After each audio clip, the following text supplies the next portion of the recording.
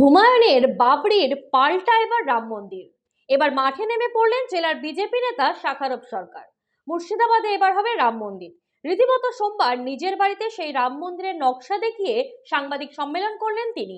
চলুন শুনে নেওয়া যাক কি বলছেন শাখারব।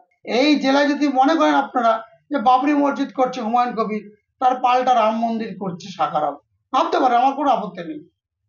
তাদের সঙ্গে এটার কোনো সম্পর্ক নেই। তো উনি অনেক কথা বলেছেন। উনি কি ভাবছেন যে বাবরি মসজিদ এখানে হবে আর শাখারব বিজেপি গুটিয়ে যাবে? তা না, এখানেও রাম জন্মভূমি হবে, রামের প্রতিষ্ঠা হবে, রাম মন্দিরও এখানে হবে। তবে রাজনৈতিক দলের নেতাদের এমন আচরণ দেখে জেলার সাধারণ মানুষ বলছেন, কেবল বাবরি মসজিদ রাম মন্দির নয়, এবার একটা জগন্নাথ মন্দির, স্বর্ণ মন্দির তৈরি হলেই 16 কলা পূর্ণ হবে। নমস্কার, আজকে আপনাদের একটা সুখবর দিতে চাই। অত্যন্ত গুরুত্বপূর্ণ দিন। আমি আপনাদের এর আগেও বলেছিলাম যে মুর্শিদাবাদে একটা রাম মন্দির স্থাপন হবে।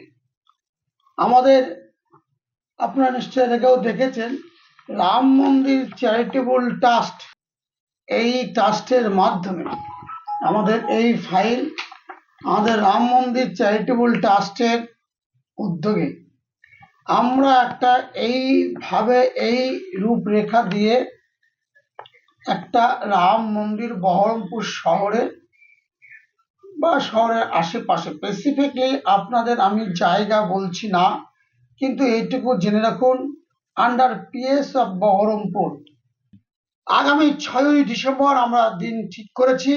আগামী 6ই ডিসেম্বর রামচন্দ্রের মন্দিরের শিলান্যাস হচ্ছে মুর্শিদাবাদ জেলার বহরমপুর থানার অন্তর্গত বহরমপুর ব্লকে।